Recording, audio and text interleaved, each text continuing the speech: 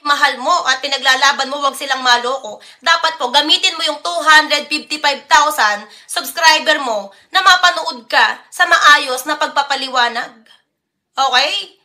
Na hindi pala alam ng ating mga kapatid sa Iglesia Katoliko na ang pamanhiin pala ay matinding pinagbabawal dahil yan ay prestigious belief na tinatawag mo occulticism. Ano daw ang pamanhiin? Ayon kay Miss Japina na isang kaanib sa Iglesia ni Cristo, ang pamanhiin daw ay Babawal dahil yan ay prestigious belief. prestigious belief. Ngayon lang ako nakarinig ng prestigious belief. Pamanhiin sa English, prestigious belief. Tinatawag mo occulticism. Occulticism daw. Ang prestigious belief, occulticism. Hindi po, superstitious belief at occultism. Pero sa halip na magturo ka ng maayos galing sa Bible, ay nakikipagdebate ka. Tinuro po ba sa atin ng ating Panginoon Diyos na makipag-away sa ating mga kapatid? Ang pakipagdebate, hindi naman yan pakipag-away. Diba? Kung pakipag-away ang pakipagdebate, di po ba mga ministro sa Iglesia ni Manalo, nakipagdebate, ibig po ba sabihin nakipag-away sila? Ang The Revealers na unofficial na mga ngaral daw sa Iglesia ni Kristong Tatag ni Felix Manalo, nakipagdebate, nakipag-away ba sila? At ano pa sabi niya? Again, ang turo ng Panginoon Diyos, unang-una, mahalin mo ang iyong kaaway. Tama naman.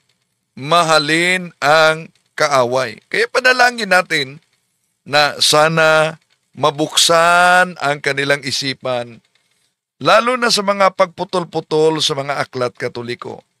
Pero sabi niya, di naman tinuturo daw sa Biblia yung pakipagdebate, parang di yata nabasa itong Acts chapter 18 verse 28. He would vigorously defeat Jews' arguments in public debate, using the scriptures to prove that Jesus was the Christ. Tatalakayin natin ito at ipagpatuloy natin, lalo na ang mga banat sa The Revealers at itong sabi ni Miss Jafina ng ANC na dapat daw umano ituro ng natin na ang superstitious beliefs ay ipinagbabawal. Matagal naman natin yung itinuturo ng superstitious beliefs ay ipinagbabawal talaga. Di po ba? At ito'y tatalakayin natin mga kapatid sa pagkakataong ito. Samahan niyo ko. Kasi kamalingan, pag palaging inulit-ulit ay magmukha talagang katotohanan para sa ating mga kapatid na kulang ang kaalaman. Ang pagkadaya ay maranasan sa iba't ibang paraan. Pero napakasakit pag madaya tayo sa pananampalataya. Dahil nanganib pati ang ating kaluluwa. Viva Cristo Rey! Pro Dio et Ecclesia! Kumusta? Welcome sa lahat nating mga kapatid na sumusubaybay sa ating live streaming.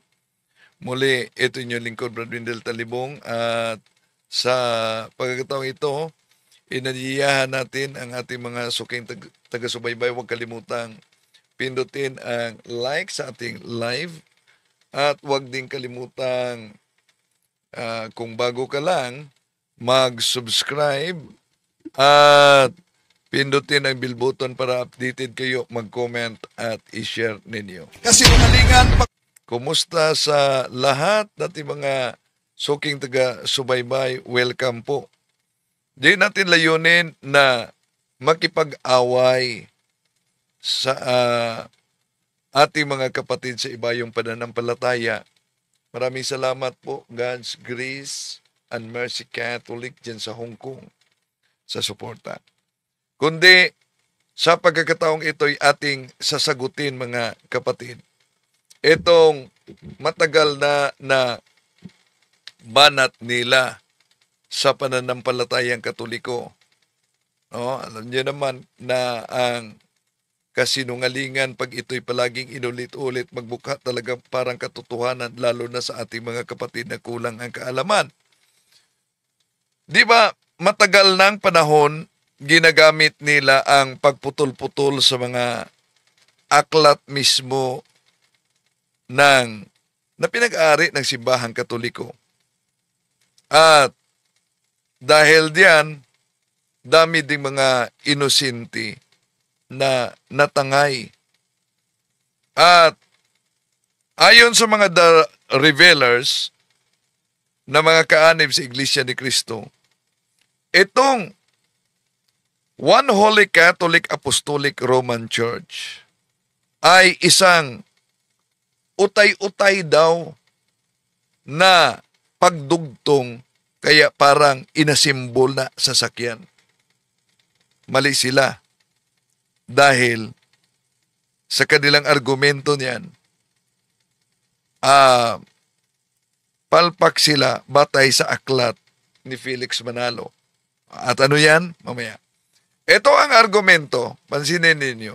Una, ang argumento ng taga-The Revelers na Iglesia ni Manalo, mga kapatid, haba daw ang pangalan na One Holy Catholic Apostolic Roman Church. Pagkatapos, nawala ang pangalan ng ating Panginoon Jesucristo. Ang isa lang sa pinagtataka ko, Kuya Siriac, ang haba-haba ng pangalan ng kanilang iglesia, yung mahalagang pangalan, yun pa ang nawala. Kung bakit? Iglesia Katolika Apostolika Romana. Yung mahalagang pangalan sa pagiging tunay na Kristiyano, Kuya Siriac, yun pa ang nawala. Oh, yan. Nawala daw ang mahalagang pangalan. Totoo ba yan? Mali. Bakit? Dahil kung tingnan natin, mga kapatid, ang mabasa sa aklat na palagi nilang ginagamit. Alam nyo ba kung ano yung mabasa? Ito po ang mabasa sa naturang aklat na palaging ginamit ng mga ministro at sa The Revelers. Discourses on the Apostles' Creed by Clement H. Crack sa pahina 191. In 1870 at the Vatican Council, the name Roman Catholic Church was proposed. But it was rejected. The bishops assembled unanimously decided upon this official name, the Holy Catholic Apostolic Roman Church, as descriptive of Christ Church. Ano daw? Bakit nga ginawa nilang English? Ang sabi diyan, paglalarawan sa tunay na iglesia na tatag ng ating Panginoon Jesucristo, ang One Holy Catholic Apostolic Roman Church. At alam nyo ba, sa paggamit nila sa mga aklat Katoliko para tutulan ang simbahang Katoliko, mas lalong tumibay dahil sila mismo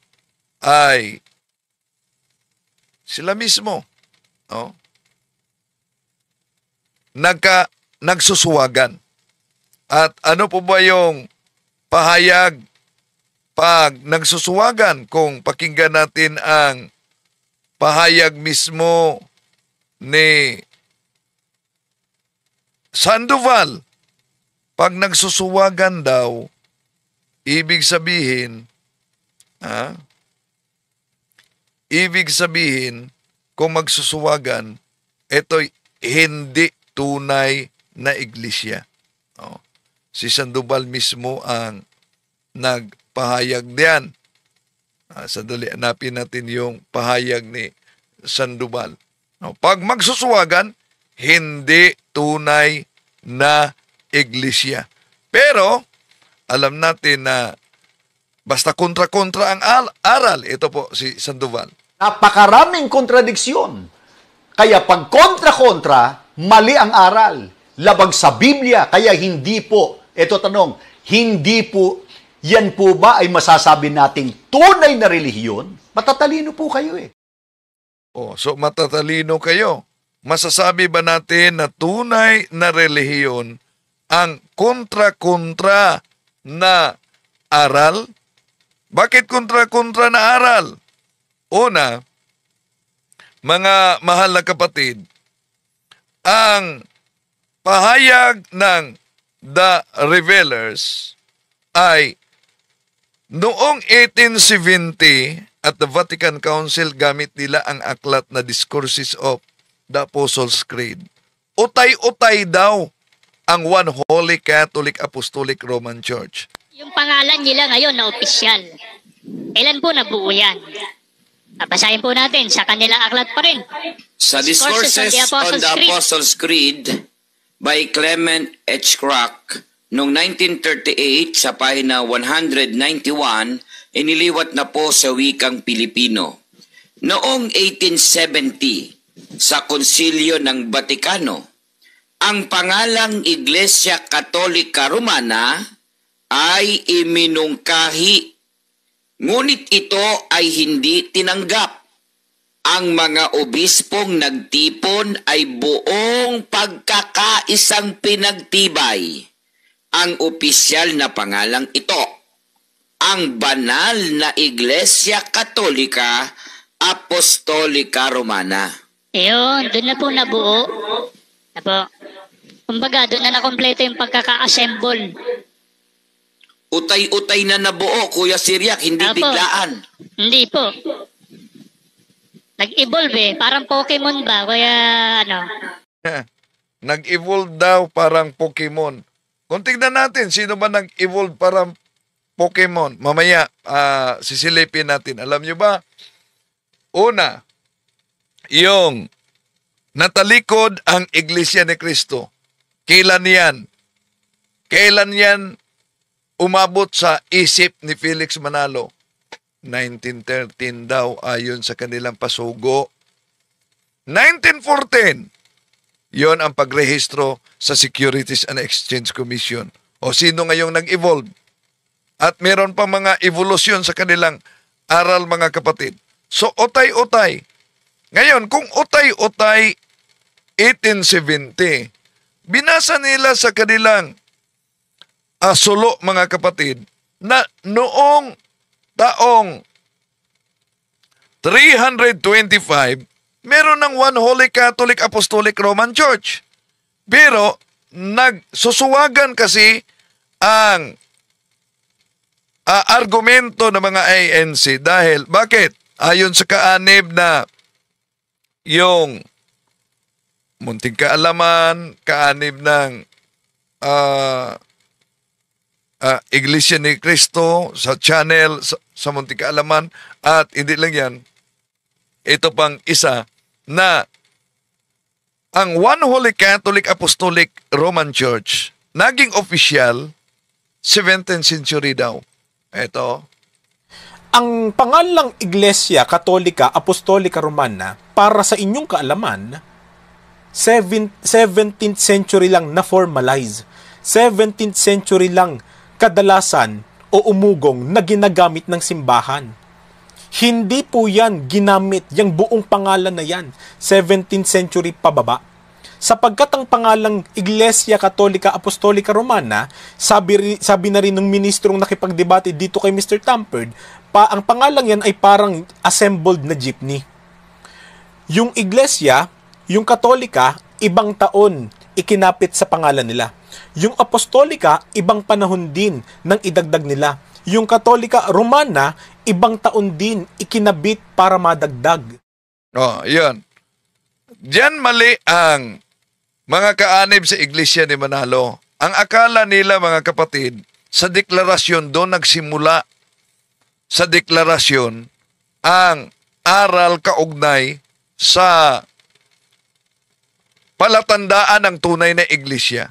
Kundi sa deklarasyon, dineklara lang ng simbahan ang di mabagong katotohanan. Bakit? Mali sila. Mismo sa kanilang sa aklat ni Felix Manalo, sulo. Taong 325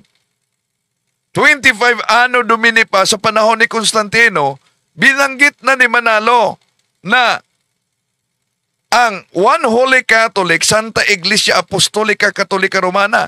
Kaya, kung sa taong 325 at sabi naman nitong mga kaanib na 17th century, una, yung 1870, 17th century ba yan? Kontrahan na. 1870 ba sa kanilang, sa Aklat Katoliko, pero 17th century daw yan. Pangalawa, sa 17th century, nagiging official daw ang One Holy Catholic Apostolic Roman Church. So therefore, bago ang 17th century, wala pa at hindi pa ginagamit ang Santa Iglesia Apostolica Katolika Romana. Pero pakinggan natin ang The Revealers. Ito po ang pangalang Iglesia Katolika Apostolica Romana, para sa inyong kaalaman, masyado tayo minamalit ni Talibong eh. Akala niya wala tayong mga ganyan.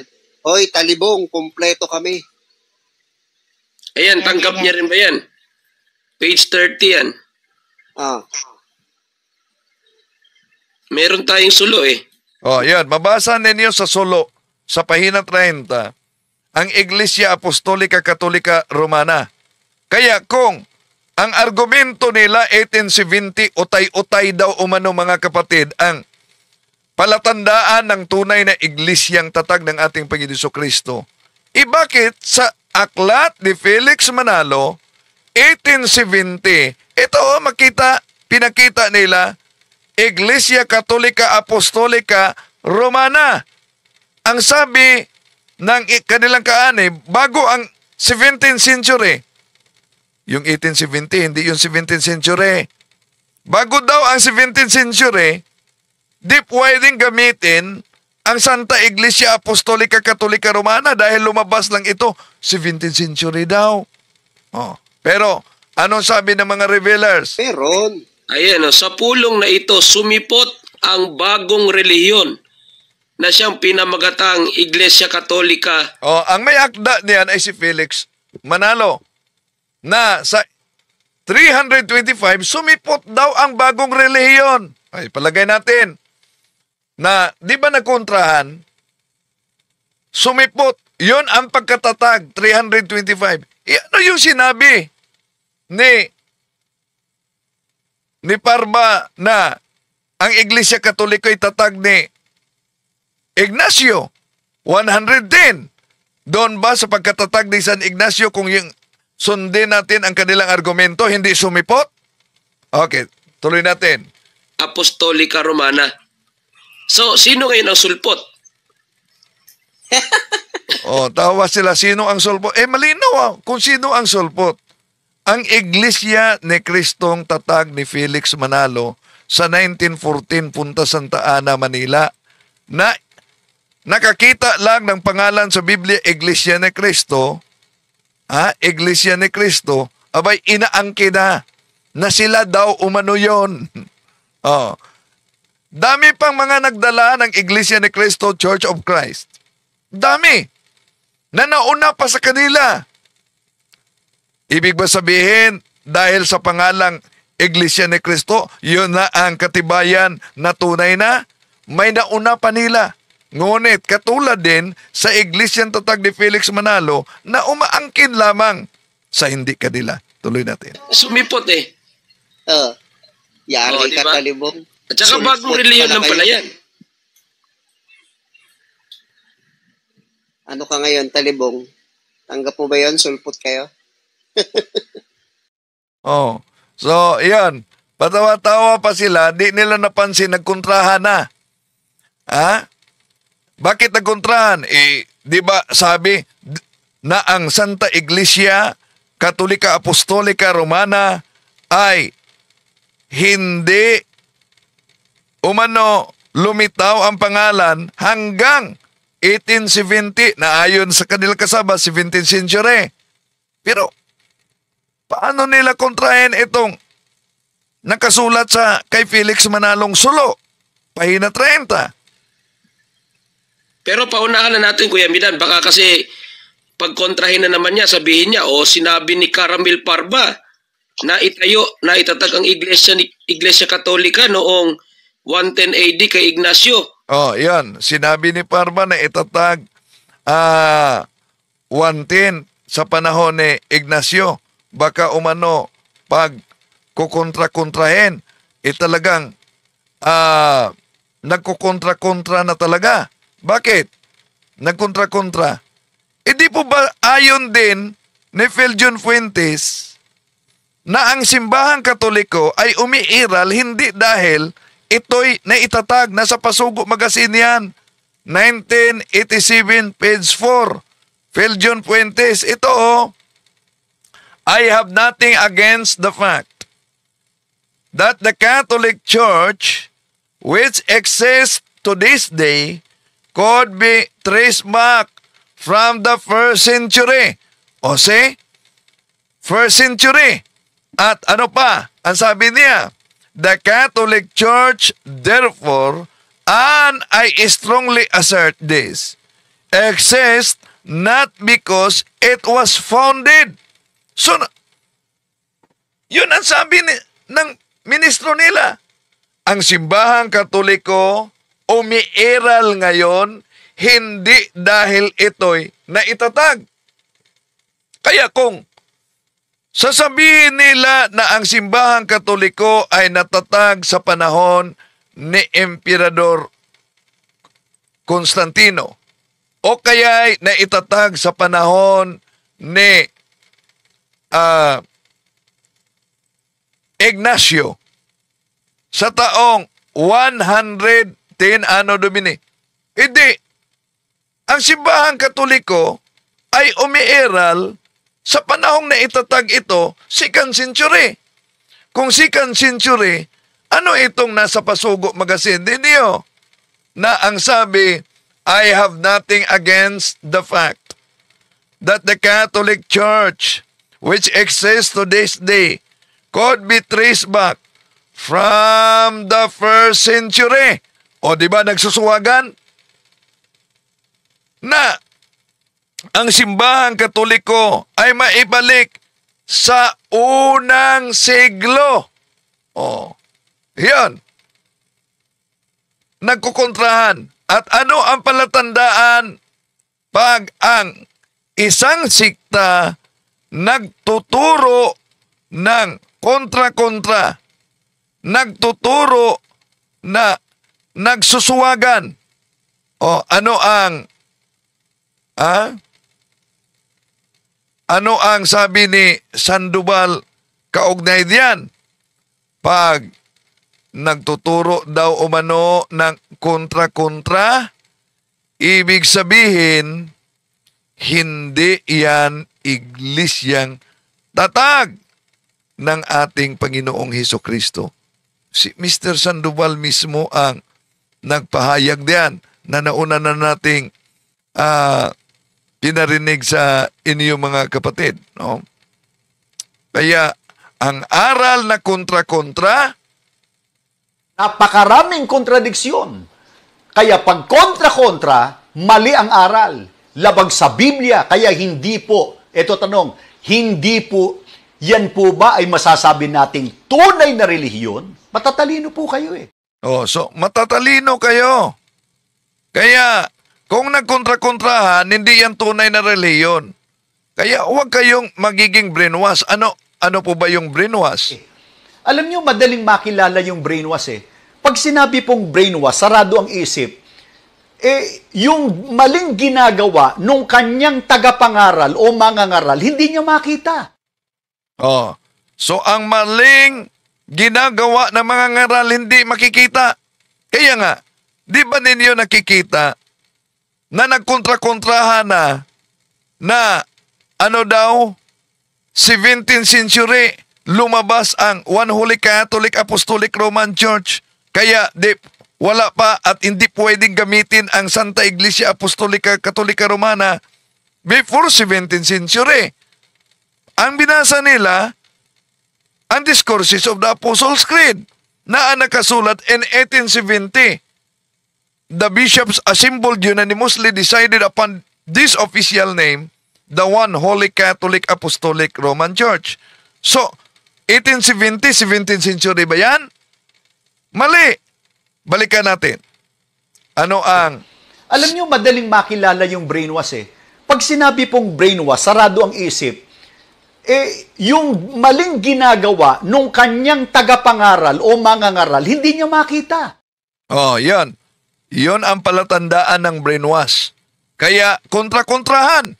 Ang pangalang Iglesia Katolika Apostolika Romana, para sa inyong kaalaman, 17th century lang na-formalize.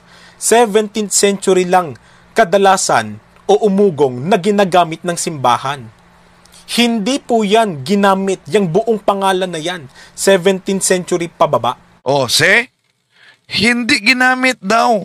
17th century pababa ang pangalan. Pero, taliwas naman sa binasa ng mga The Revealer sa aklat ni Felix Manalo. Masyado tayo minamalit ni Talibong eh. Akala niya wala tayong mga ganyan. Hoy, Talibong, kumpleto kami. Ayan, tanggap niya rin ba yan? Page 30 yan. Kaya nga, binasa ko yan. At ginamit ko yan dahil ang argumento ninyo, bago ang 1870, yung isa naman, 17th century, doon lang lumabas opisyal ang Santa Iglesia Apostolica Katolika Romana. Kaya before 1870, di pa at wala pang Santa Iglesia Apostolica Katolika Romana. Ngunit, sa aklat ni Felix Manalo, 325, nandan na ang Santa Iglesia Apostolica Katolika Romana. Tandaan ninyo, sa taong ito, wala pa ni isang protestante na tatag ng taong lumabas. Meron tayong sulo eh. Meron. Ayan, sa pulong na ito, sumipot ang bagong relihiyon na siyang pinamagatang Iglesia Katolika Apostolika Romana. So, sino ngayon ang sulpot? Sumipot eh. Yari diba? ka, Talibong. At saka bagong relihiyon lang pala yan. Oh, yan. Bagong relihiyon palang umano. Yan. Natural si Felix Manalo ang nagsulat yan. Yung founder ninyo. Pero, pag sinabing bagong relihiyon, 325 kumpara sa 1914, alin ang bagong relihiyon? Ha? Pagkatapos, ginamit na ang bagong relihiyon, ano daw? Iglesia Apostolica Katolika Romana, taliwas ito sa kanilang pahayag na ang Iglesia Apostolica Katolika Romana dun lang sa 1870 lumabas. Okay, tuloy natin. Ano ka ngayon, Talibong? Tanggap mo ba yun? Sulpot kayo? Pero paunahan na natin, Kuya Midan. Baka kasi pagkontrahin na naman niya, sabihin niya, sinabi ni Caramil Parba na itatag ang Iglesia Katolika noong 110 AD kay Ignacio. So, naitatag talaga umano ang Iglesia noong 110 AD kay Ignacio. So, kontra na naman. Bakit? Tingnan yung pasugo ninyo. Magbasa naman kayo sa pasugo ninyo. The Catholic Church, therefore, and I strongly assert this, exists not because it was founded. So, sino sa kanila kaya, sa palagay ninyo mga kapatid, ang nagsabi ng katotohanan? Sila si Parba, The Revealers, na ang simbahang Katoliko'y itinatag daw ni San Ignacio, samantalang ang kanilang pasugo magazine, ang simbahang Katoliko ay umiiral. At sinabi pa dito, and I strongly assert this, umiiral hindi dahil ito'y itinatag. O diba, nagkukontrahan na. So, kaya sa mga nagsubaybay natin, buksan niyo yung isipan ninyo. Huwag kayong brainwash, sabi ni Sandoval. Ito kasi sa panahon ni Constantine, yun na yung magkasama na ang Iglesia Katolika at ng imperyo nang sila ay bigyan na ng kalayaan ni Constantine. Kaya yan ang pagtatatag niyan. Yun. Yun ang babaw. Nung nagsama na umano ang simbahan at ang imperyo, yun ang pagkatatag. Asan kaya nila kinalap yan? Na yung pagsasama sa imperyo, kung tingnan natin, mga kapatid, ang kasaysayan, napakalinaw na ang pagsama sa imperyo at iglesia, yon Iglesia Katolika, yon ay palatandaan na victory of the church against the Roman persecution. Yun ang kasaysayan. At wala tayong mabasa sa kasaysayan. Bakit? Alam naman natin na ang simbahang Katoliko, before the conversion of Emperor Constantine, tinatawag na pre-Constantinian period, ang simbahang Katoliko, mga kapatid, ay na-develop doctrinal and organizational structure. Kung tingnan natin ang kasaysayan, gumamit sila ng kasaysayan, di po ba? Tingnan natin ang kasaysayan. Ito po ang mabasa sa Encyclopedia, New Encyclopedia Britannica, Volume 10, page 146. Roman Catholicism, a Christian church characterized by its uniform, highly developed doctrinal and organizational structure that traces its history to the apostles of Jesus Christ in the first century. Anno Domini. The history of the Roman Church in the early pre-Constantinian period is essentially that of a small sect composed of recruits attracted from the lower classes of the empire. Napansin nyo ba? Pre-Constantinian period, ibig sabihin, di pa na-convert si Emperador Constantino. So nag-exist na ang simbahan, mga kapatid. Pagkatapos, sinasabi nila na ang simbahan daw umano ay itinatag ni Constantino noong nagsama na. Mali.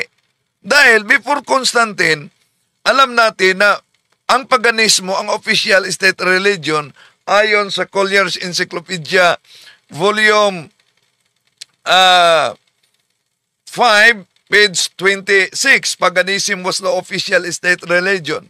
Christianity was suspect, and Christians were subjected to persecution. Ngayon, dahil mahilig silang umaangkin, mabasa lang Christian subjected to persecution. Ang tanong dito, sino itong Kristiyano?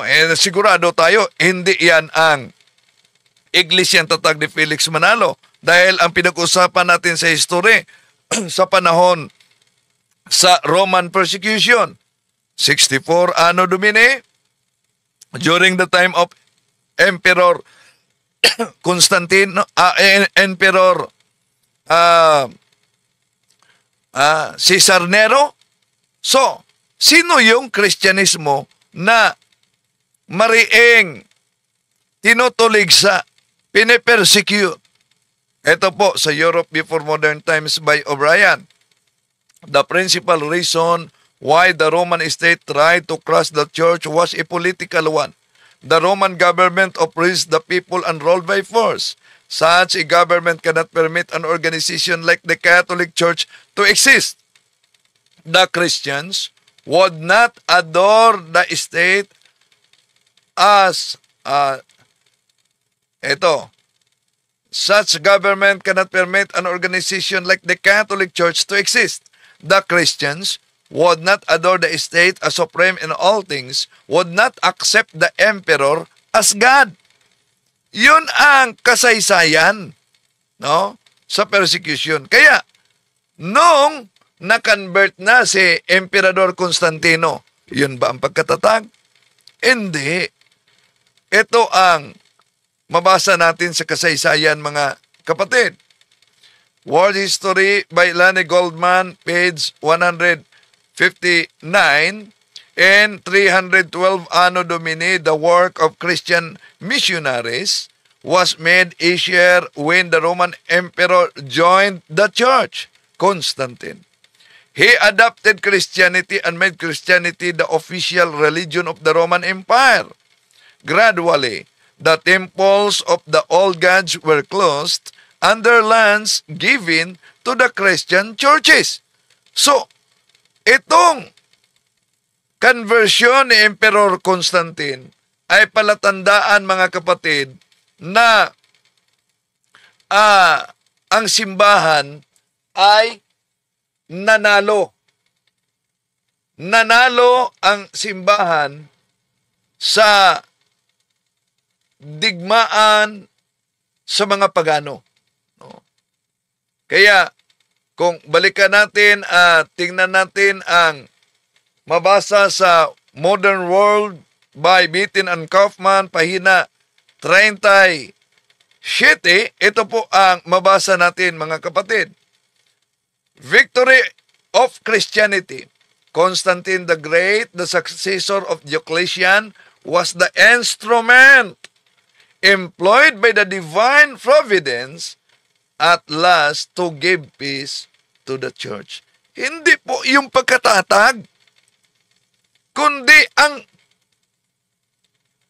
pagpanalo sa simbahan sa persecution ng mga paganismo noon.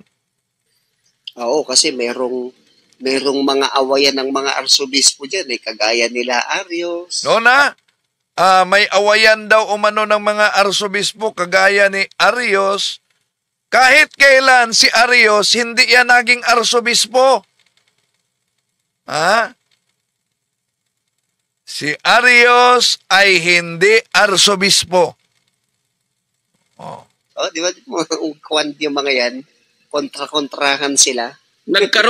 Ang ibig na sabihin yan, nagkaroon na ng kapangyarihan ang Iglesia Katolika niyan.